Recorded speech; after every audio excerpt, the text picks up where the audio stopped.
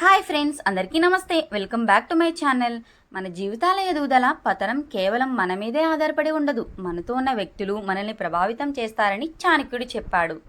ఈ ముగ్గురు మనతో ఉంటే అదృష్టం మన వెంటే ఉంటుందని తెలిపారు. మరి ఆ ముగ్గురు వ్యక్తులు ఎవరు? వారు మీతో ఉన్నారా?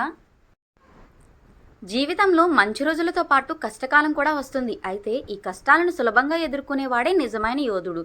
చాణక్యుడు ముగ్గురు వ్యక్తుల సహవాసాన్ని జీవితంలో అత్యంత ముఖ్యమైనదిగా భావించాడు. ఈ ముగ్గురితో ఉన్న వ్యక్తి తనకు వచ్చిన ప్రతి సంక్షోభాన్ని హాయిగా ఎదుర్కొంటాడు. కష్టకాలంలో అలాంటి ముగ్గురు వ్యక్తులు మీతో ఉంటే ప్రపంచంలోని ఏ శక్తి మిమ్మల్ని ఓడించలేదని చాణక్య నీతిలో చాణక్యుడు చెప్పాడు. మొదటిగా తెలివైన జీవిత భాగస్వామి. సుఖదుఖాలలో ఒకరికొకరు తోడు నీడగా నిలిచే భార్యాభర్తలు ఎలాంటి కష్టం వచ్చినా ఒకరికొకరు అండగా నిలుస్తారు.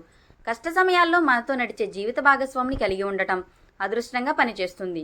సంస్కారవంతులైన అవగాహన ఉన్న భాగస్వామి సహాయంతో ఎవరైనా ఖచ్చితంగా విజయాల మెట్లు ఎక్కగలరని ఆచార్య చాణక్య చెప్పాడు. మంచి ప్రవర్తన కలిగిన పిల్లలు తల్లిదండ్రులకు మద్దతిస్తారు. సత్ప్రవర్తన కలిగిన పిల్లలు తమ తల్లిదండ్రుల దుఃఖంలో మునిగిపోవడాన్ని అంగీకరించలేరు. తల్లిదండ్రుల ప్రతి చిన్న పెద్ద సమస్య తమదిగా భావిస్తారు. తల్లిదండ్రులు ఆపదలో ఉన్నప్పుడు వారిని కించపరచకుండా చూసే పిల్లలు వారి తల్లిదండ్రులకు ఎప్పుడూ అదృష్టమే. మంచి స్నేహితులు. ఒక వ్యక్తి ప్రవర్తన, స్నేహం అతని విజయంలో చాలా ముఖ్యమైన పాత్ర పోషిస్తాయి. మంచి వ్యక్తులతో మన సాంగత్యం అడుగడుగునా ఆకాశమంత ఎత్తుకు చేరేలా స్ఫూర్తినిస్తుంటే, చెడ్డవారి సాంగత్యం మీ మేధస్సును మందగింపచేసి మిమ్మల్ని వినాశపు అంచులకు చేర్చుతుంది. పెద్ద మనుషుల సాంగత్యం జీవితాన్ని ఆనందమయం చేస్తుంది, కుటుంబంలో శ్రేయస్సును పెంచుతుంది.